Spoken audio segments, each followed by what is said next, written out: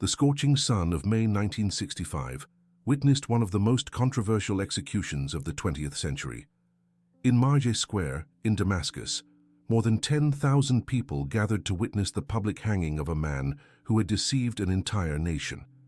Eli Cohen, known to the Syrians as Kamal Amin Thabit, walked to the gallows with a dignity that contrasted brutally with the crowd's shouts of hatred. Few among those present truly understood the magnitude of what was being consummated at that moment. It was not just the execution of a spy, but the end of one of the most audacious and successful intelligence operations in modern history. For almost 4 years, this man had infiltrated the highest spheres of Syrian power, collecting information that would prove crucial to the destiny of Israel and the entire region. The consequences of his work would manifest dramatically only 2 years later, when Israeli forces obtained an overwhelming victory in the Six-Day War.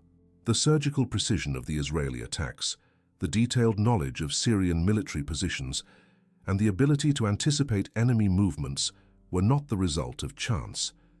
They were the direct result of information meticulously collected by a man who lived a dangerous double life in the heart of enemy territory. The trajectory that led Eli Cohen to the streets of Damascus began decades earlier in Alexandria, Egypt. Born on December 26, 1924, into a Jewish family originating from Aleppo, Syria, Cohen grew up in an environment where ethnic and religious tensions were a constant reality. His parents, modest merchants, kept family traditions alive while navigating the growing difficulties imposed on Jews in Egypt. Young Eli showed exceptional aptitude for studies from an early age and an insatiable curiosity about the world around him. Initially attracted to religious life, he even considered following the rabbinic path, but the political circumstances in Egypt forced dramatic changes in his trajectory. The growing hostility against the Jewish community made it impossible to maintain dreams that depended on stability and social acceptance. Cohen then directed his efforts toward the university, where he studied engineering, but his true education was taking place in the streets of Alexandria, where he learned to navigate between different cultures and languages with a natural ease that would later prove invaluable. Cohen's extraordinary gift for languages was not merely academic. It represented a natural bridge between worlds that seemed irreconcilably separated. He spoke Arabic with the fluency of a native, mastered Hebrew with religious precision, and expressed himself in English, French, and Spanish with impressive ease. This linguistic ability, combined with his physical appearance that allowed him to transition easily between different ethnic groups, made him an almost perfect cultural chameleon. During his university years, Cohen began to get involved in clandestine Zionist activities, helping to organize the secret emigration of Egyptian Jews to Palestine and subsequently to Israel. This phase of his life represented his first contact with the world of espionage and clandestine operations. The Egyptian authorities were quick to identify his activities, resulting in 2 arrests which, although they did not result in convictions due to lack of concrete evidence, definitely marked his file in the local security services. The expulsion from Egypt in 1956, shortly after the Suez Crisis, forced Cohen to completely rebuild his life in Israel, a country he had secretly supported, but in which he now found himself as a refugee. Adaptation to Israeli life proved to be more challenging than Cohen had anticipated. Despite his ideological commitment to Zionism, he encountered significant practical difficulties in establishing a career and setting roots in Israeli society. His initial work in military intelligence, translating and analyzing materials in Arabic, provided a stable income, but did not satisfy his ambition to contribute more directly to national security. Repeated requests for fieldwork were denied, leading him to try applying directly to the Mossad, only to receive a cold response. They did not accept volunteers. Disillusioned with prospects in the intelligence field, Cohen left military service and spent 2 years working as an employee for an insurance company, an environment completely different from the world of espionage that so attracted him. During this seemingly mundane period, he met Nadia, a young Iraqi woman whose beauty and intelligence immediately won his heart. Marriage to Nadia and the birth of their 3 children, Sophie, Irit, and Shay, provided Cohen with the emotional stability he had lacked in his life, but also intensified his need to find a professional purpose that justified the risks he was willing to take for the sake of his family and his country. Cohen's fate changed drastically when his file reached the hands of Meir Amit, the new head of the Mossad. Amit, known for his meticulous approach and strategic vision, immediately recognized the unique potential represented by the combination of linguistic skills, cultural knowledge, and previous experience in clandestine operations that Cohen possessed. The decision to recruit Cohen was not taken lightly. Before any official approach, the Mossad conducted discreet but comprehensive surveillance to assess his character, his vulnerabilities, and his suitability for high-sensitivity operations. Observers were impressed with his natural discretion, his keen observation skills, and crucially, his ability to remain calm under pressure. When he was finally contacted to join the Mossad, Cohen accepted without hesitation, instinctively understanding that this was the opportunity he had waited for years. The training that followed would completely transform not only his professional skills, but his very personal identity, preparing him for one of the most dangerous and consequential missions in modern espionage history.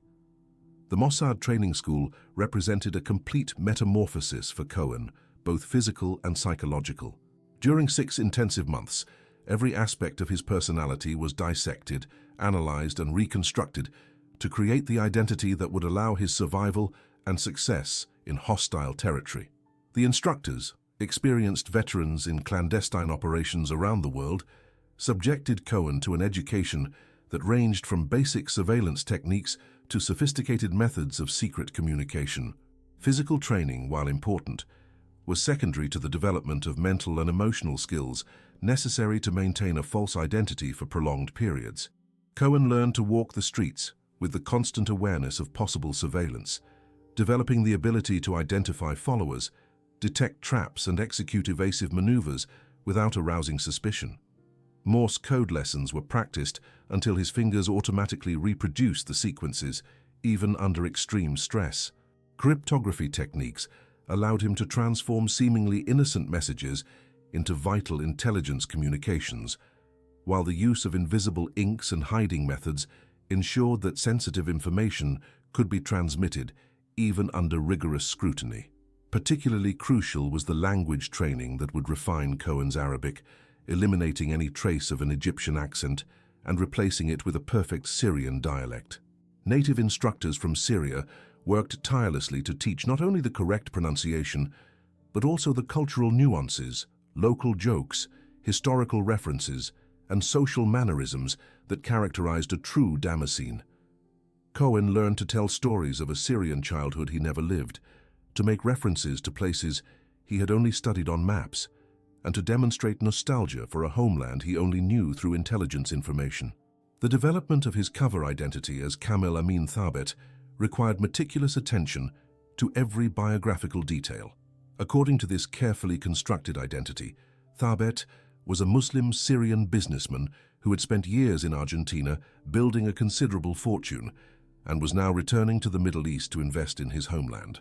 The credibility of this story depended not only on memorizing facts, but on Cohen's ability to fully embody the attitudes, ambitions, and perspectives of a successful businessman with international connections and substantial financial resources.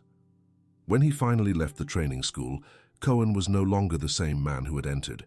He had become Kamel Amin Thabet in every measurable aspect, prepared for one of the most ambitious infiltrations ever attempted by the Mossad. The preparatory phase of the operation first took Cohen to Buenos Aires, where he would spend months establishing his cover identity in the local Arab community. The choice of Argentina as a starting point was not accidental. The country housed a significant population of Arab immigrants, providing the ideal environment for Cohen to practice his new identity without the inherent risks of operation in Syrian territory. In Buenos Aires, Thabet quickly established himself as a respected figure in the community, hosting elegant dinners, participating in social events, and developing relationships that would serve as credible references when he arrived in Damascus. His calculated generosity and natural charm attracted invitations to the most exclusive tables, where he met influential Syrian exiles who would later facilitate his entry into the power circles in Damascus. During this period, Cohen also established contacts with Syrian diplomatic authorities, presenting himself as a patriot eager to contribute to the development of his homeland. Letters of recommendation from respected figures in the Syrian community in Buenos Aires would be crucial instruments to open doors that would otherwise remain closed to a newcomer in Damascus. When Cohen finally departed from Buenos Aires for Damascus in January 1962, he carried with him not only a convincing identity, but also a network of relationships that validated his cover story. His arrival in Syria marked the beginning of one of the most extraordinary espionage operations of the Cold War. As Kamal Amin Thabet, Cohen immediately established himself in a luxurious apartment in the most elegant neighborhood of Damascus, close to the residences of high-ranking military officers and important government officials. His first priority was to establish himself socially, using his apparent wealth and Argentine connections to gain access to the circles that truly mattered. The parties he organized quickly became anticipated events for the Damascene elite, providing a relaxed environment where valuable information was naturally shared. Cohen demonstrated a genuine interest in Syria's problems, offering insights based on his international experience and expressing a sincere desire to contribute to national progress. This approach won the trust of important figures in the government and armed forces, who began to see him not only as a successful businessman, but as a valuable advisor whose opinions deserved serious consideration. Cohen's penetration of the Syrian military hierarchy was particularly notable for the speed and depth achieved. High-ranking officers began to consult him on strategic matters, impressed by his sophisticated understanding of regional geopolitics and his ability to analyze complex situations with clarity and objectivity. Cohen knew when to speak and when to listen, when to demonstrate knowledge and when to feign ignorance, skillfully navigating the power dynamics that characterize the Syrian military environment. His contributions to discussions about defensive fortifications, troop movements, and strategic planning were accepted with growing respect, positioning him as an influential voice on national security issues. Gradually, Cohen began to receive invitations to visit sensitive military installations, where his supposed expertise in construction and logistics was valued by local commanders. These visits provided unique opportunities to observe and document information that would be impossible to obtain through conventional intelligence methods. The trust he inspired was so great that officers frequently discussed operational plans in his presence, treating him as an honored member of their professional community rather than an external civilian. For almost 4 years, Cohen maintained this extraordinary double life, regularly transmitting information to Tel Aviv that revolutionized Israeli understanding of Syrian military capabilities and intentions.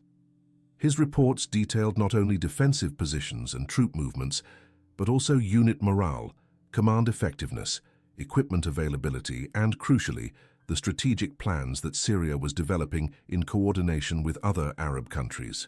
The quality and accuracy of this information allowed Israeli military planners to develop specific strategies to neutralize identified threats and exploit discovered vulnerabilities.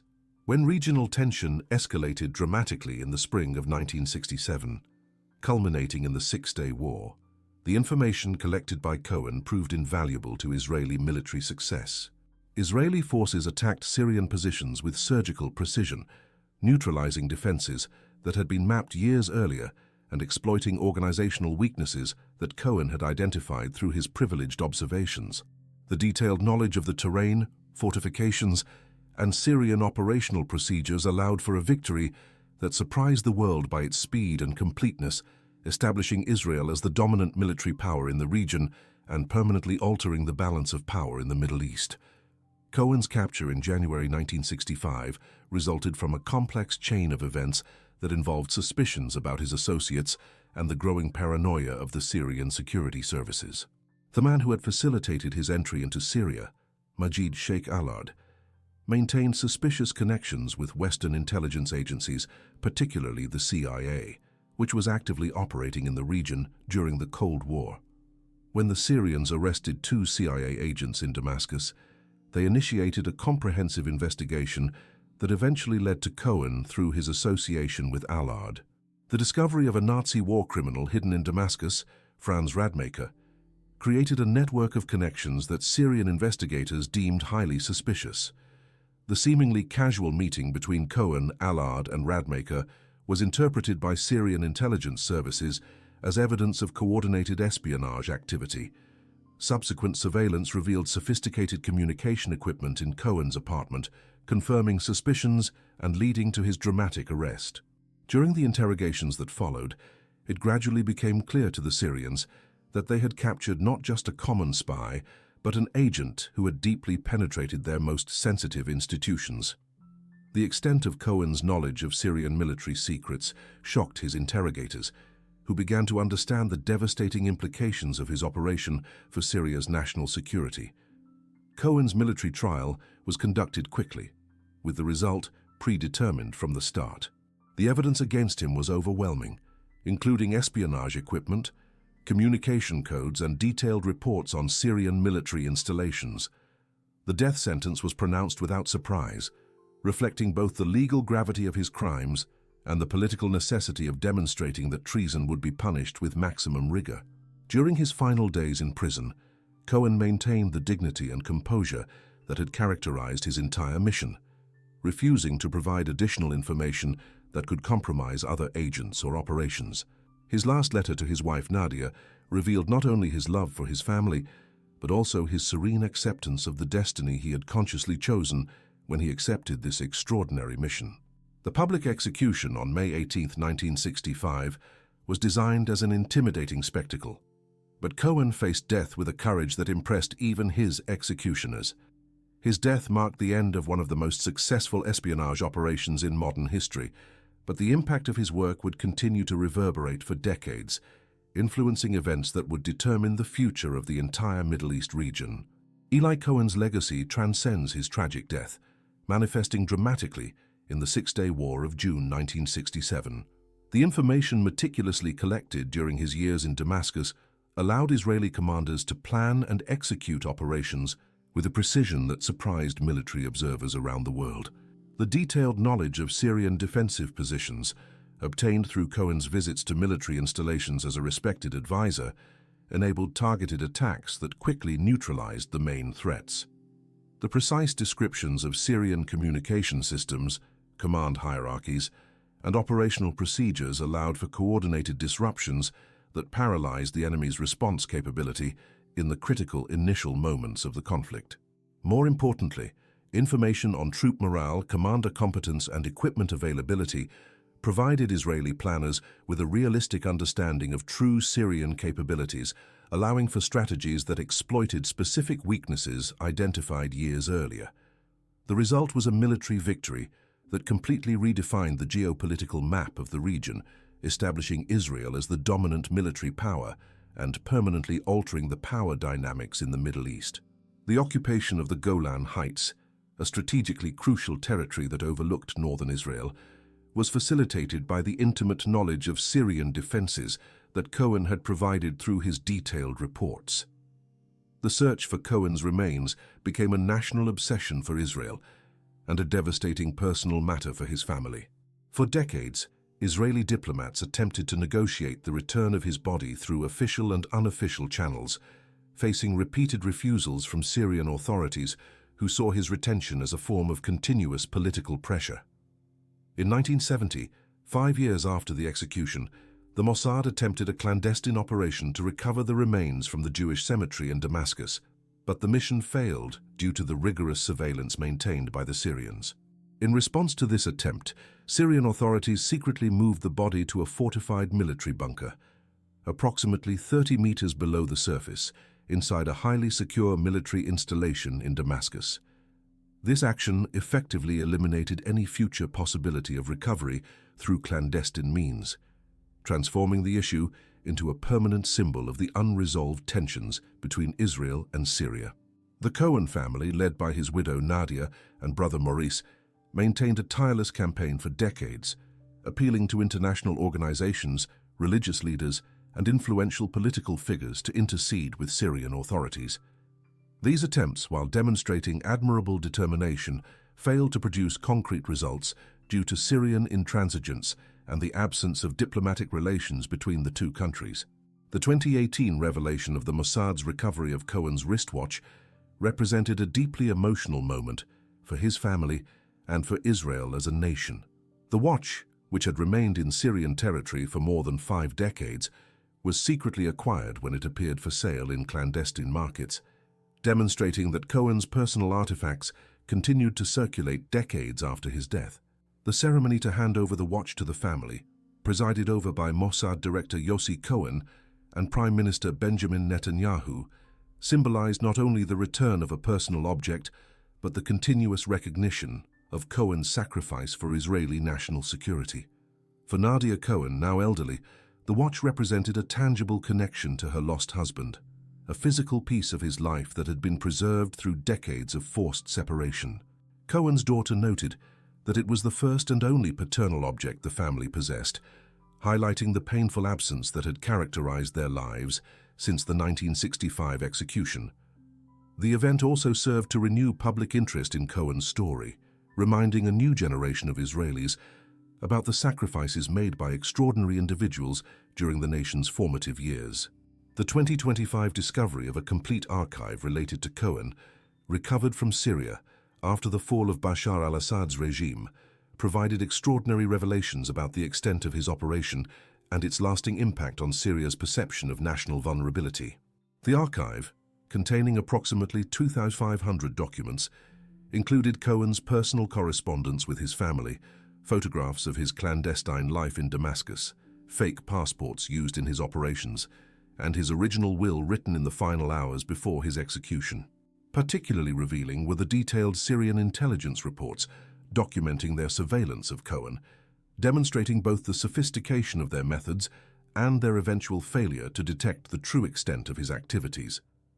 A thick dossier dedicated to Nadia Cohen contained copies of the desperate letters she had sent to world leaders pleading for her husband's life, evidencing the family's frantic efforts to save Cohen through humanitarian and diplomatic appeals. These documents revealed for the first time the depth of Cohen's penetration into Syrian institutions and the devastating psychological impact his discovery had on the Syrian authorities' confidence in their own internal security measures. Cohen's final farewell letter to Nadia, preserved in the Syrian archive and finally revealed to the public, demonstrated both his humanity and his courageous acceptance of the destiny he had consciously chosen. His words reflected not only deep love for his family, but also a clear understanding of the risks he had taken and the consequences his capture would bring to those he left behind. The instruction for Nadia to move on with her life, even remarrying if it was God's will, revealed a generosity of spirit that transcended the tragic circumstances of his situation. His forgiveness for those who had harmed him, and his request for forgiveness for any wrong he may have caused, demonstrated a remarkable inner peace in the face of imminent death. The preservation of this letter by the Syrians, who kept it in their archives for 6 decades, suggests a grudgingly respectful acknowledgement of the courage and dignity that Cohen had demonstrated even in the most adverse circumstances. For Israel and the Cohen family, these final words represented not only a long-awaited emotional closure, but also confirmation that the values and character that had motivated Cohen remained intact until his final moments, validating the sacrifice he had chosen to make for the security and survival of his adopted nation.